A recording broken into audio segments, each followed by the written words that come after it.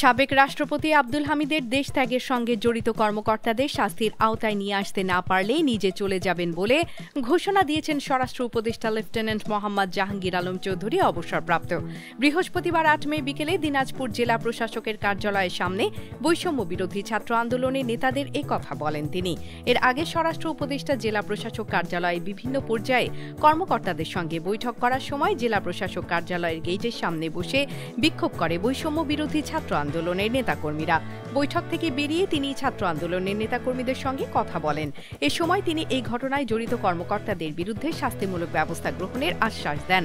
প্রসঙ্গত, ছাত্র জনতার অভ্যুত্থানে আওয়ামী লীগ সরকারের পতনের ৯ মাস পর বুধবার ৭ মে দিবাগত রাত ৩টার দিকে থাই এয়ারওয়েজের একটি ফ্লাইটে দেশ ছাড়েন সাবেক রাষ্ট্রপতি আব্দুল হামিদ। শাহজালাল আন্তর্জাতিক বিমানবন্দরের দায়িত্বশীল একটি সূত্র তার দেশ ছাড়ার বিষয়টি নিশ্চিত করেছেন। সূত্রটি জানিয়েছে, রাত ৩টা ৫ মিনিটে থাই এয়ারওয়েজের টিজি ৩৪০ নম্বর ফ্লাইটে ব্যাংককের উদ্দেশ্যে ঢাকা ছাড়েন আব্দুল হামিদ। এদিকে স্বরাষ্ট্র উপদেষ্টার এই ঘোষণার পরেই বিমানবন্দরে কর্মরত ৪ পুলিশ কর্মকর্তার বিরুদ্ধে ব্যবস্থা নেওয়া হয়েছে। ইতিমধ্যেই সাবেক রাষ্ট্রপতি আব্দুল হামিদের বিরুদ্ধে একটি হত্যা মামলা থাকার তথ্য রয়েছে। গত ১৪ জানুয়ারি কিশোরগঞ্জ সদর থানায় তার বিরুদ্ধে এই মামলাটি দায়ের হয়। মামলাটিতে সাবেক প্রধানমন্ত্রী শেখ হাসিনা, শেখ রেহানা, সজীব ওয়াজেদ জয়, সাইমা ওয়াজেদ পুতুল, ওবায়দুল কাদেরের নামও রয়েছে। এদিকে সাবেক রাষ্ট্রপতির দেশত্যাগের বিষয়ে আওয়ামী লীগ তাদের ভেরিফাইড ফেসবুক পেজে বলছে, সাবেক রাষ্ট্রপতি আব্দুল হামিদকে নিয়ে মিথ্যা অপপ্রচার ও কুৎসা রটানোর প্রতিবাদে বাংলাদেশ আওয়ামী লীগের নিন্দা ও প্রতিবাদ বিবৃতি।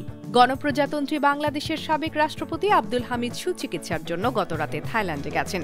তিনি মারাত্মকভাবে অসুস্থ হয়ে দীর্ঘদিন সিএমএইচে চিকিৎসাধীন ছিলেন। এখন উন্নত চিকিৎসা গ্রহণের লক্ষ্যে তিনি থাইল্যান্ডে গেছেন। তিনি যথাযথভাবে ইমিগ্রেশন প্রক্রিয়া সম্পন্ন করে দেশ ছেড়েছেন। অথচ দেশের রাজনীতিতে যুক্ত হওয়া ৯০ ধারার অর্বাচীনেরা বাংলাদেশের সাবেক রাষ্ট্রপতি, প্রাজ্ঞ ও প্রবীণ রাজনৈতিক আব্দুল হামিদের বিরুদ্ধে পরিকল্পিতভাবে মিথ্যা অপপ্রচার ও কুৎসা রটাচ্ছে। তিনি যেহেতু ইমিগ্রেশন প্রক্রিয়া সম্পন্ন করে দেশ ছেড়েছেন, সেহেতু তার পালানোর কোনো প্রশ্নই আসে না। মুক্তি টিভি নিউজ ডেস্ক। আপনারা দেখছেন আমেরিকা থেকে সম্প্রচারিত মুক্তি টিভি।